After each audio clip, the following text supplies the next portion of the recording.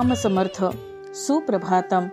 हिंदू जागृती न्यास आणि श्री घंटाळी मंदिर संस्थांच्या प्रभाते मन या कार्यक्रमात अमृतापाध्येचा सस्नेह नमस्कार.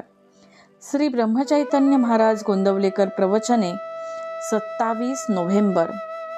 निर्गुणाची जाणीव ठेवून सगुणोपासनेत राहावे.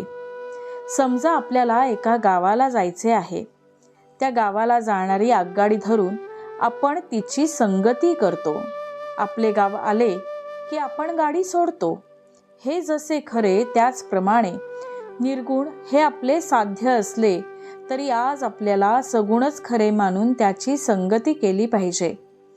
निर्गुणाशिवाय सगुण खरे नाही ही गोष्ट खरी, पण सगुण खरे धरून चालल्याशिवाय निर्गुणापर्यंत पोहोचता येणार नाही हेही तितकेच खरे.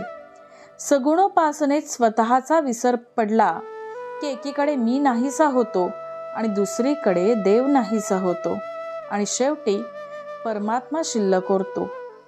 म्हणूनच आपण निर्गुणाची ओळख करून घेऊन मग सगुणात राहावे. स्वतःचा विसर जर रामाच्या पूजनात पडू लागला तर निर्गुण आणखी दुसरे कोणते शिल्लक राहिले. परंतु ताप आलेल्या माणसाला ज्याप्रमाणे सर्वच कडू लागते त्याप्रमाणे आमची वृत्ती विषयाकार झाली आहे. तिला सगुण निर्गुण दोन्ही कुठे गोड लागतात. सगुणाशिवाय निर्गुण उपासना करतो म्हणतो, त्याला त्याचे मर्मच काही कळालेले नसते.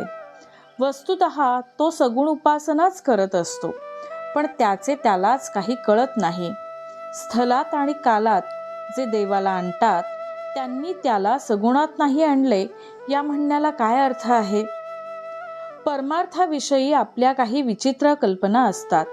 अगदी अडाणीपणा पत्करला, पण हे विपरीत ज्ञान नको. सूर्य हा आपल्या आधी होता, आज आहे आणि पुढेही राहणार आहे.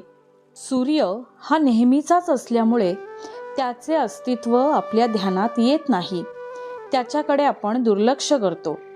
भगवंताच्या बाबतीत आपले तसेच घडते. एखादा नास्तिक तर म्हणाला, देव नाहीच, तो कुठे आहे हे दाखवा. तर त्याला असे उत्तर देऊन अडवता येईल की देव कुठे नाही हे दाखवा.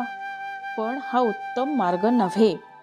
देव नाही असे म्हणणाऱ्याला सुद्धा त्या स्वरूपाचे काहीतरी आहे ही जाणीव असतेच. फक्त तो त्याला निरनिराळी नावे देतो. निसर्ग, शक्ती, सत्ता अशी नावे देऊन तो त्यांचे अस्तित्व मान्य करतो. पण देव नाही असे तो म्हणतो. जे आहे असे त्याला वाटते तोच देव समजावा. मनुष्याला जितके ज्ञान असते तितके लिहिता येत नाही. जितके लिहिलेले असते तितके वाचणाऱ्याला समजत नाही. त्याला जितके समजलेले असते तितके सांगता येत नाही आणि ऐकणाऱ्याला तो जितके सांगतो तितके कळत नाही. म्हणून मूळ वस्तूचे वर्णन स्वतः अनुभव घेऊन समजावे. परमात्मा करता आहे असे समजून आपण आजचे कर्तव्य करत राहावे. बोधवचन. निर्गुण हे दिसत नाही, कळत नाही, म्हणून ते अवतार रूपानी अथवा संत रूपानी सगुण रूप घेऊन येते. मंडळी, रामरायाचे आणि श्री घंटाळी देवीचे शुभाशीर्वाद तुमच्या सर्व कुटुंबावर अक्षुण्य राहोत ही प्रार्थना. जानकी जीवन स्मरण. जय जय राम.